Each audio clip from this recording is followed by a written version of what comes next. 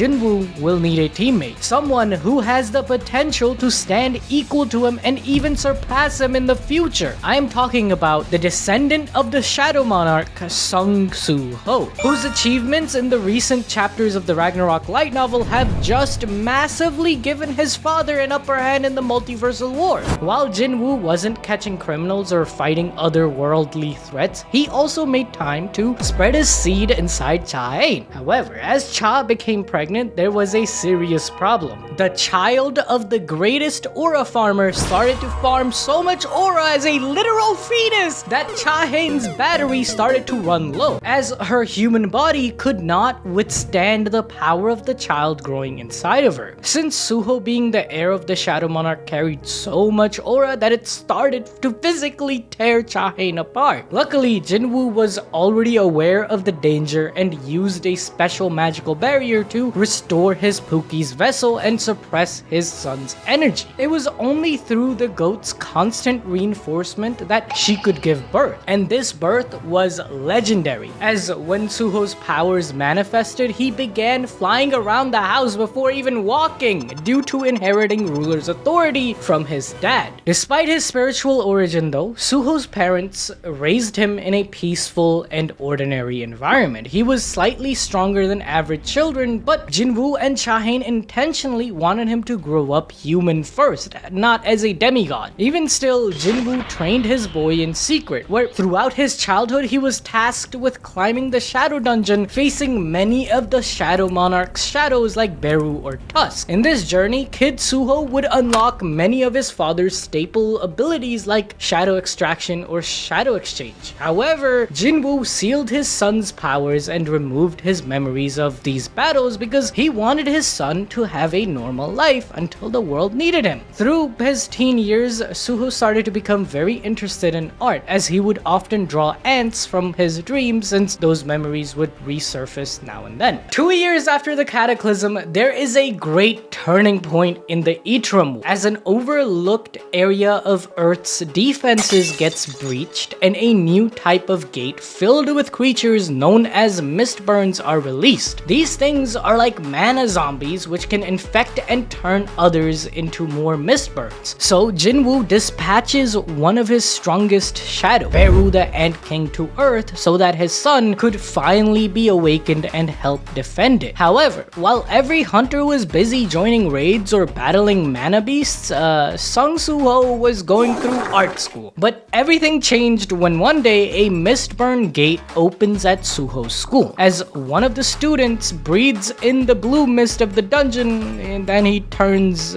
into a mistburn rapidly and starts infecting everyone else. Panic ensues, and Suho's teaching assistant Lim Do-gyun is the only hunter present, but since he's in E rank, bro just yeets out of there. However, Suho, being part of the Sung lineage, can't just leave innocents to die, so even without an awakening, bro jumps into the fight, leaving time for the other students to escape. Surrounded by mistburns, Suho himself starts to become infected. However, instead of transforming, his inner shadow awakens, absorbing and eliminating the mistburn attacking him, resulting in the birth of a new hunter. As Suho starts to receive a weird system messages, turns out he completed a hidden quest called Courage of the Helpless, which Jinwoo himself completed during the double dungeon raid. Meaning, just like his father, Suho is now a player. The OG system made by Kandiaru was created with the sole purpose of preparing a human vessel for the Shadow Monarch Ashborn. It was only after Jinwoo got to that level did the architect realize he had been betrayed and that its true purpose was to groom Jinwoo into Ashborn's successor. Suho's system has a completely different objective though. While he has Shadow Monarch abilities, Suho was never intended to become his father's heir. Instead, it was to train Suho into his dad's equal and eventually the next Monarch of Destruction. With this established, it also means that Suho's fighting style is completely different from his dad's. I mean, bro uses gauntlets as his main weapon as opposed to Jinwoo's dual daggers. After saving the day at his college, Beiru finally makes it back to Earth and starts glazing Suho for awakening his true strength without his help. Also, Beiru is severely weakened because to traverse such a large distance from where he came, crossing multiple universes and dimensions, Beiru's connection to Jinwoo is very low, so he can't just recuperate his lost mana instantly, so bro is chibi-fied and weak as hell. From there, he gives Suho the rundown about the Itarims, his father, and that he's here to help train him. Suho, for all purposes, might be a god, but he still misses his parents and vows to become strong and learn all he can about the Itarims and their apostles to reunite with them. But first, he needs to find his mother. In order to do this, he needs to boost his strength. Beiru then leads Suho into the Shadow Dungeon, the land of the dead controlled by Jinwoo, so he can get the hang of his new abilities. This includes gaining the power to extract shadows from pretty much the get-go, as the young monarch kills some goblins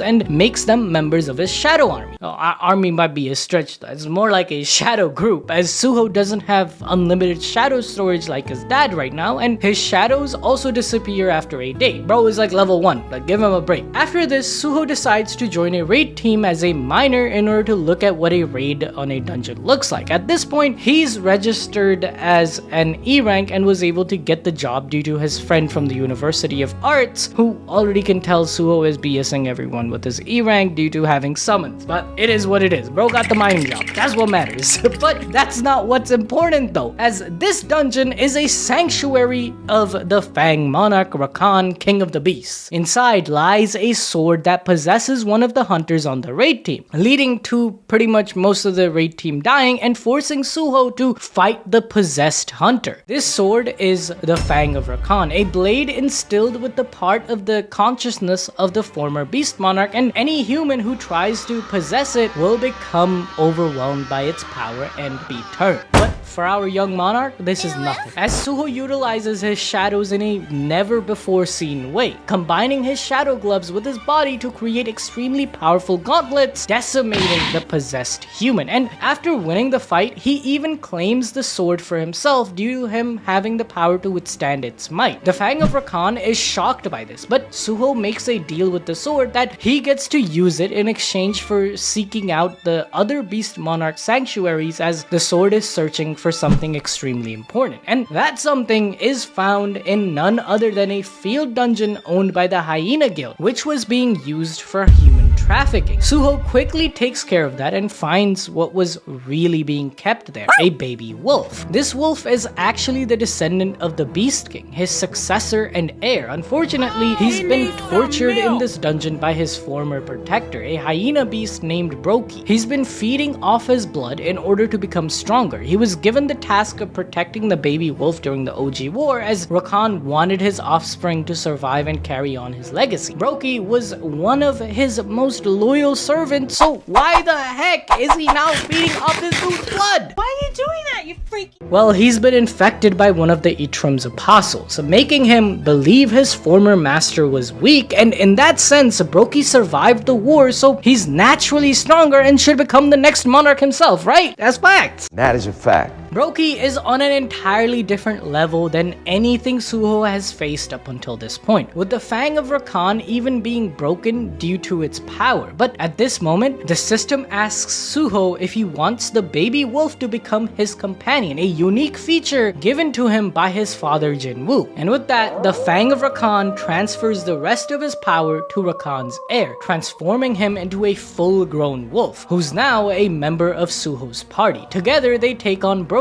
even activating a fusion skill which turns Suho's hair white and his eyes yellow. Together, they are able to kill Broki and free him from the apostle's control. It's here where Suho receives his first goal from the system, to seek out the other monarch heirs. After doing some grinding with a wolf, whom he names Gray, in the Shadow Dungeon, Suho receives another message from Hyung asking for help, as all the other dungeon haulers bailed on him, and so Suho decides to give him a hand. However, this dungeon was actually a factory run by a group of demons using the Mistburn monsters from earlier as fuel for something called Stardust, but more on that later. Now, the demons were originally loyal to Jinwoo, who were ruled under the Radiru family or Essel's clan, but there was a revolution, leading to the demons becoming hostile towards Earth once again and working in collaboration with the Itarim's apostles. But these demons, nah, they're light work for Suho at this point. after Beiru has been training him. Once again, thank you so much. Hit that like button and let's try to get this video to at least 10,000 likes. And comment below SL is a baddie to prove you made it till the end. Thank you once again.